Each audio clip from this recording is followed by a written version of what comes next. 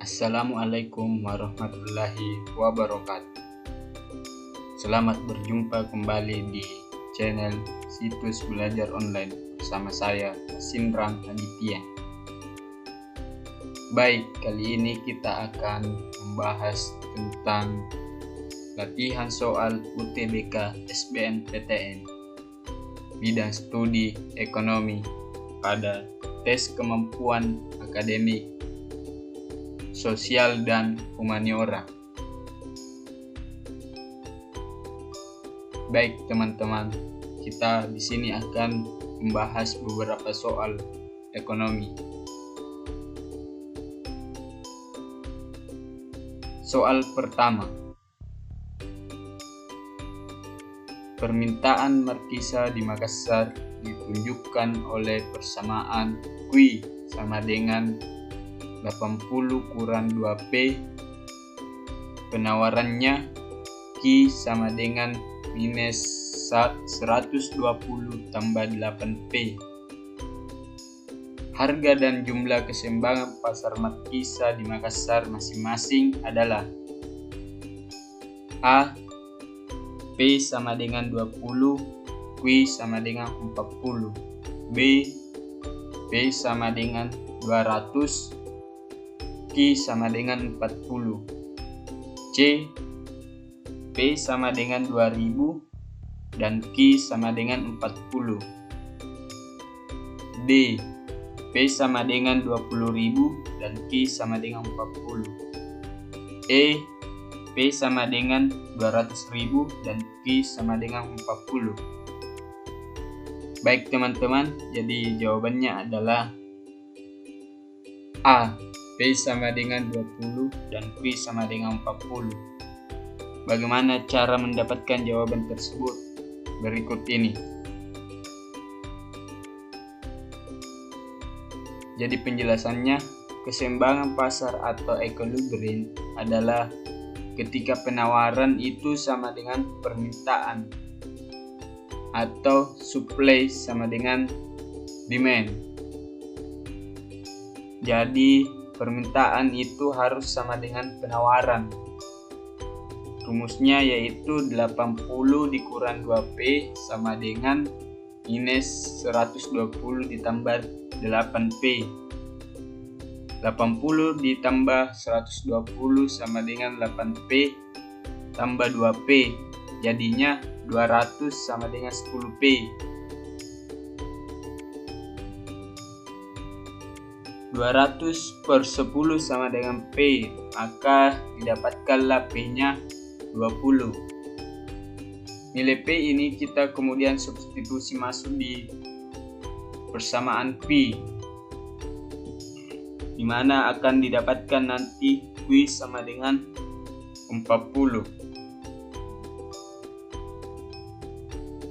Artinya, terjadi keseimbangan pasar markisa di Makassar ketika berada di harga 20, di mana untuk keseimbangan pasar terjadi ketika kuantiti sebesar 40. Sampai di sini, apakah teman-teman mengerti?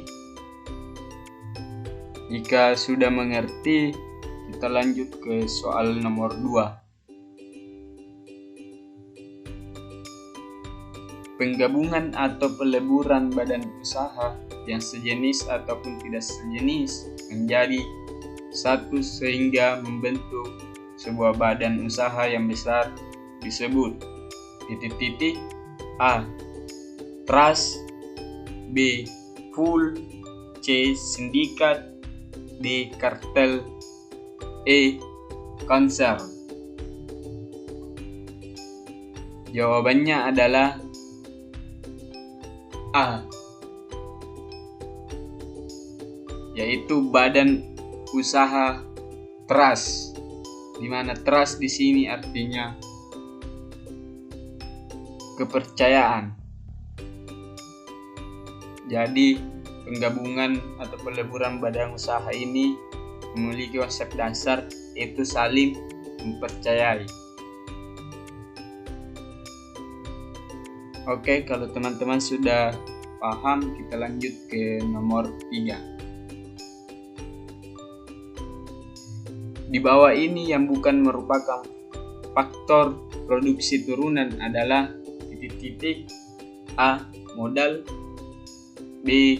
Gaji pekerja, C. Keahlian, D. Manajemen, E. Bahan baku. Jawabannya adalah E. Bahan baku. Jadi bahan baku ini bukan merupakan faktor produksi turunan, di mana faktor produksi turunan itu ada beberapa, yaitu modal termasuk, gaji pekerja termasuk, keahlian juga termasuk, dan manajemen juga termasuk ke dalam faktor produksi turunan. Maka jawaban yang paling benar adalah E. Bahan baku. Kita lanjut ke nomor selanjutnya, yaitu nomor 4. Soalnya, kepuasan tambahan yang diperoleh karena menambah 1 unit barang yang dikonsumsi disebut A. Total utility, B. Marginal utility, C. Average utility, D.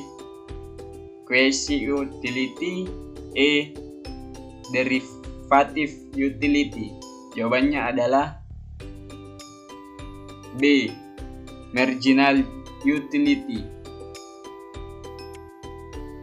Marginal utility ini menyebabkan kepuasan tambahan diperoleh untuk menambah 1 unit barang yang dikonsumsi. Jadi ketika kita menambah 1 unit barang yang dikonsumsi, maka akan mendapatkan kepuasan tambahan tersendiri. Sampai di sini teman-teman mengerti? Selanjutnya kita lanjut ke nomor 5. 5. Perusahaan di pasar modal yang membelikan dan menjualkan saham atas permintaan atau perintah investor disebut A. Bursa efek, B. Kustodian, C. Emiten, D. Wali amanat, E. Perusahaan pialang. Jawabannya adalah E. Perusahaan pialang. Jadi perusahaan pialang ini ketika perusahaan di pasar modal yang membelikan dan menjualkan saham atas permintaan atau investor itu disebut dengan perusahaan pialang. Maka jawaban yang tepat adalah E. Perusahaan pialang. Next, nomor 6. Jika diketahui titik keseimbangan pasar sebelum pajak adalah E. 9,9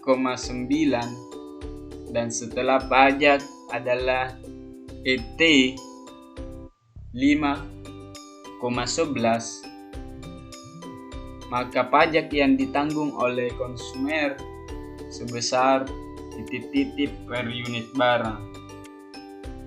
Pilihannya A. 6, B. 7, C. 8,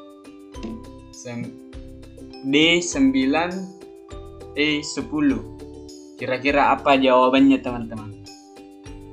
Jawabannya adalah 10.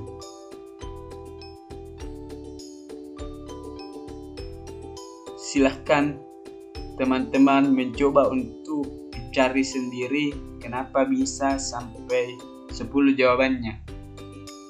Mimin akan menantang teman-teman untuk mencari jawabannya, dan silahkan tulis di kolom komentar. Ya, apa teman-teman sudah mencarinya? Kalau sudah, alhamdulillah, kita cek cara mencari jawabannya. Pertama, diketahui E. 9,9, setelah pajak yaitu 5,11, maka pajak yang ditanggung oleh konsumen per unit barang yaitu T setelah pajak sama dengan P setelah pajak dikurang P dikali Q setelah pajak. Kita masukkan nilainya. P setelah pajak yaitu 11 dikurang P yaitu 9 dikali Q-nya itu sama dengan 5. 11 kurang 9 sama dengan 2. 2 kali 5 sama dengan 10. Maka jawabannya adalah E. Sampai di sini apakah teman-teman paham mencari jawabannya? Setelah paham, ayo kita lanjut ke nomor selanjutnya, yaitu nomor 7. Sepulang sekolah, Bambang menunggui usahanya berjualan helm di ruko yang dikontraknya sebesar 6 juta rupiah per tahun. Helm yang dibeli seharga 125.000 per unit, laku dengan harga 150.000 per unit. Tahun ini ia menetapkan target keuntungan sebesar 3.600.000 unit helm rata-rata setiap bulan yang harus terjual agar target itu tercapai sebesar A 80 unit, B 52 unit, C 40 unit, D 32 unit, E 20 unit. Jawabannya kita lihat adalah B 32 unit. Bagaimana cara memperoleh 32 unit? Kita cek. Ini dia penjelasannya. Jadi kita masukkan nilai kontrakannya selama 1 tahun yaitu 6 juta ditambah target keuntungan yang ingin diperoleh tahun ini oleh Bambang yaitu 3.600.000. Kemudian dibagi harga laku per unit helmnya yaitu sebesar 150.000 dikurang harga beli helm tersebut dikali 12. 12 ini adalah jumlah bulan selama 12 bulan atau 1 tahun. Maka hasilnya yaitu 9.600.000 dibagi 300.000, maka jawabannya adalah 32. Maka terpilihlah jawaban D 32 unit. Oke, jika teman-teman sudah mengerti, ayo kita lanjut ke nomor selanjutnya, yaitu nomor 8. Soalnya adalah dana bagi hasil, dana alokasi khusus, dan dana penyesuaian yang diterima oleh pemerintah kabupaten kota dari pemerintah pusat secara umum dinamakan A. Dana alokasi umum, B. Dana perimbangan, C. Dana otonomi, D. Penerimaan negara bukan pajak, E. Subsidi desentralisasi. Jawabannya adalah dana perimbangan bagian B. Oke, kita lanjut ke nomor selanjutnya. Nomor 9. Di antara ketentuan di bawah ini yang merupakan contoh kebijakan fiskal untuk mengatasi inflasi adalah A. kenaikan tarif bagi kendaraan yang melintas di jalan tol. B. Pemberian kelonggaran pajak bagi perusahaan baru. C. Kenaikan suku bunga SBI 1 bulan. D. Perubahan giro wajib minimum bagi bank-bank. E. Keharusan BUMN untuk menyetor sebagian labanya ke kas negara. Mari kita cek jawabannya. Jawabannya adalah keharusan bagi badan usaha milik negara atau BUMN untuk menyetor sebagian labanya ke kas negara demi menstabilkan keadaan ekonomi saat mengalami inflasi. Next, nomor 10. Berikut merupakan contoh motif spekulasi dalam memegang uang.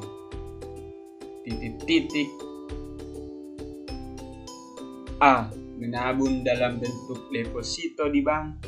B. Membeli tiket. C. Membeli tanah dan rumah. D. Membeli saham dan obligasi. E. Berjudi. Mari kita cek jawabannya, teman. Jawabannya adalah D. Membeli saham dan obligasi.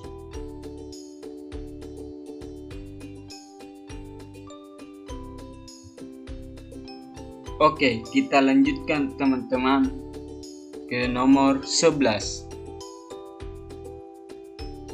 Soalnya adalah apabila perusahaan Eko melakukan transaksi penjualan kepada perusahaan Ruben senilai 200 juta dengan syarat 2/10 N/30 FOB destination point pada tanggal 30 Desember 2012, barang tiba di perusahaan Ruben pada tanggal 2 Januari 2013. Jurnal yang dibuat oleh perusahaan Eko adalah